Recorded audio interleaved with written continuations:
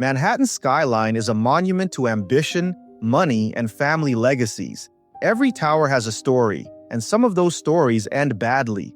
One of the strangest began not with a crime, but with a boardroom decision, a family's fight for control over a multi-billion-dollar real estate empire, and ended decades later with police tape, missing person cases, and a dynasty's name forever marked by blood. The family was the Dursts, builders of Midtown's towers and fixtures of New York real estate for more than a century.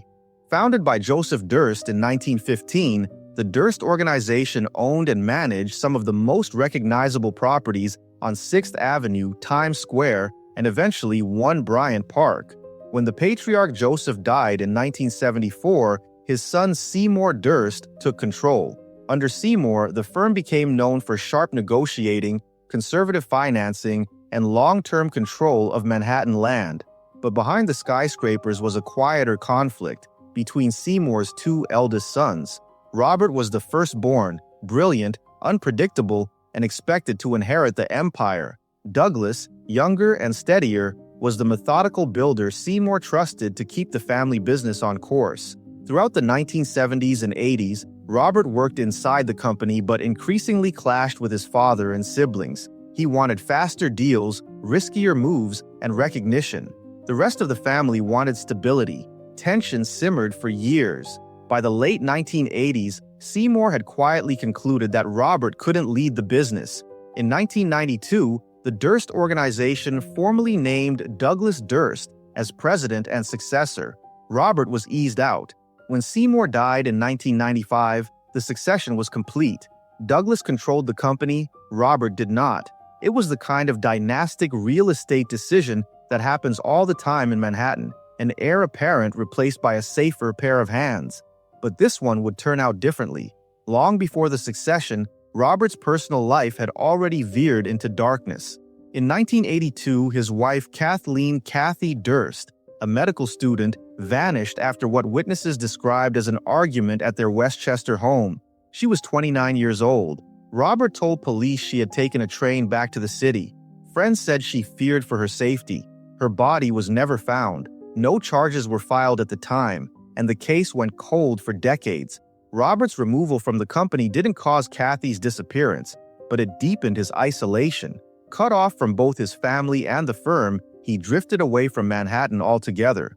Over the next 2 decades, he lived under aliases in multiple states, growing a beard, moving frequently, sometimes pretending to be mute, sometimes posing as an elderly woman. While the Durst organization built new towers, like the Condé Nast building at 4 Times Square and, later, 1 Bryant Park, Robert became a phantom. He fought lawsuits over his share of the family fortune, finally settling in 2006 for what was reportedly a multi-million-dollar payout that severed all business ties. On paper, the story could have ended there. One brother runs the empire, the other fades into eccentric obscurity. But the trail that began with a family business would intersect with 3 deaths spread across 3 states. The first was Kathy Durst, still missing. The second was Susan Berman, Robert's longtime friend and confidant, found shot in the head in her Los Angeles home in December 2000. Days earlier, an anonymous letter had arrived at the Beverly Hills Police Department. It contained just 2 words: cadaver, Beverly Hills. The odd spelling of Beverly would later become key evidence. The third was Morris Black, Robert's neighbor in Galveston, Texas, in 2001. Living under the alias Dorothy Siner, Robert claimed the 2 argued and struggled over a gun. Black was shot dead. Robert admitted dismembering the body and dumping the remains in Galveston Bay, insisting it was panic, not murder. A Texas jury believed his self-defense claim and acquitted him of murder in 2003, though he served time for evidence tampering and bail jumping before his 2005 parole. Meanwhile, the family company pressed forward. By 2010, the Durst organization had invested $100 million for a stake in One World Trade Center, partnering with the Port Authority. Douglas Durst oversaw projects that reshaped Midtown and Lower Manhattan. The company thrived. Robert's life unraveled. In 2015, FBI agents arrested Robert Durst in New Orleans, a day before the finale of The Jinx, an HBO documentary that chronicled his tangled history and included what sounded like an accidental confession caught on a live mic. What the hell did I do? Killed them all, of course. When he was taken into custody, he had a fake ID, a handgun, a latex mask, and $40,000 in cash. The arrest led to his 2021 conviction for the murder of Susan Berman.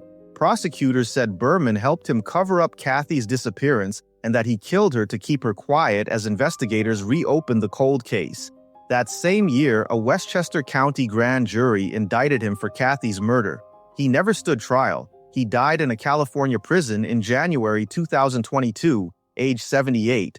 When the headlines hit, the public saw a fallen heir, a man born into Manhattan privilege who ended as a convicted killer. But beneath the sensationalism lies the real story, a family empire that made the city's skyline and a private fracture that led one of its heirs far outside it. The corporate side of the Durst story is pure New York, a 100-year-old firm navigating generations of inheritance. Real estate dynasties in Manhattan run on control of buildings, of information, of image. The Dursts understood that better than most. Their choice to keep Robert out wasn't just business, it was risk management. He was brilliant but volatile, the kind of personality no lender or partner wants at the head of a billion-dollar company. The board minutes from those years show routine transfers of responsibility. Nothing scandalous, just a family closing ranks. But the personal side, the part that spilled into blood, is something else entirely. The disappearances and killings weren't about money, contracts, or corporate rivalry. They came from obsession, isolation, and the collapse of a man who couldn't control his own story once the business moved on without him. That's what makes this a Manhattan story, even when most of the violence happened elsewhere. In this city, power is inherited, but identity isn't. Robert Durst inherited wealth, but not the discipline that sustained it. When he lost access to the empire, he lost the one thing that anchored him to the world. Everything after that, the disguises, the aliases, the murders, reads like a warped mirror of the corporate world he'd been cut out of. The same craving for control, the same belief that he could manage any problem, the same delusion that secrecy would save him. The irony is that the Durst organization went on to embody stability, an unbroken line of succession from Seymour to Douglas to the next generation. Its properties define modern Manhattan. The family's name appears on building plaques, green construction nets, and every New York skyline photo. Robert's name appears in court records, documentaries, and true crime archives. Same lineage, different legacy. The title, The Manhattan Real Estate Deal That Ended in Blood, isn't about a single contract gone wrong. It's about the moment a dynasty drew a line between who would carry its fortune and who would be written out. On one side, a company that kept building. On the other, a man who fell apart. Manhattan has always rewarded control. The Dursts mastered it in concrete and glass. Robert Durst tried to master it in life and failed. His story began in boardrooms and penthouses and ended in a prison hospital, convicted of one murder, accused of another, and tied forever to crimes that cast a shadow over one of New York's great real estate families. If you walk past One Bryant Park or the glass tower at One World Trade Center, you're seeing what the family built, the visible half of the story. The other half lies in case files, interviews, and the long chain of decisions that started with a family business and ended with death. In the end, Manhattan kept moving. The towers rose, the deals closed, the Durst organization thrived, but one of its sons became the city's most infamous cautionary tale, proof that in New York, power can build an empire, and losing it can destroy everything else.